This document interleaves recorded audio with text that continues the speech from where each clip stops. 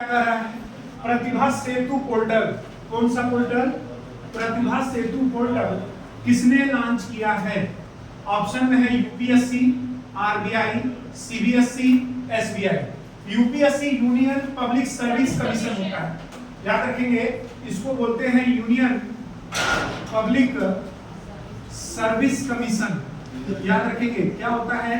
Service commission, बास्मैन। और इसको हिंदी में बोलते हैं संघ लोक सेवा आयोग। तो याद रखना है, इसका है RBI, reserve bank of India. Central board of secondary education CBSE का हो गया। एसबीआई का स्टेट बैंक ऑफ इंडिया।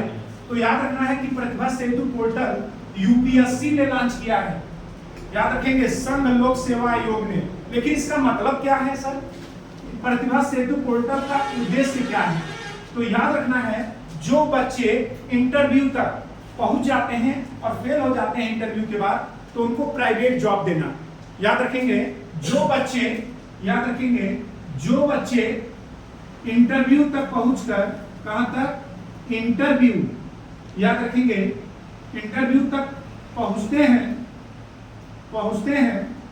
और असफल हो जाते हैं, असफल हो जाते हैं, उनको प्राइवेट जॉब देना।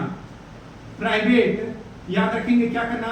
प्राइवेट जॉब देना इसका उद्देश्य है। याद रखेंगे, जो बच्चे इंटरव्यू तक पहुंच जाते हैं, सिलेक्शन उनका रुक जाता है, तो याद रखना है उनको यूपीएससी प्रतिभा सेतु पोर्टल पर प्राइवेट जॉब दिलाया जाता है। बड़ी मेहनत होती है, ठीक है। याद रखना है कि जो इंटरव्यू तक पहुंच रहा है, तो समझिए कि उसके अंदर कुछ ना कुछ क्वालिटी है, तब वो इंटरव्यू तक पहुंचा है।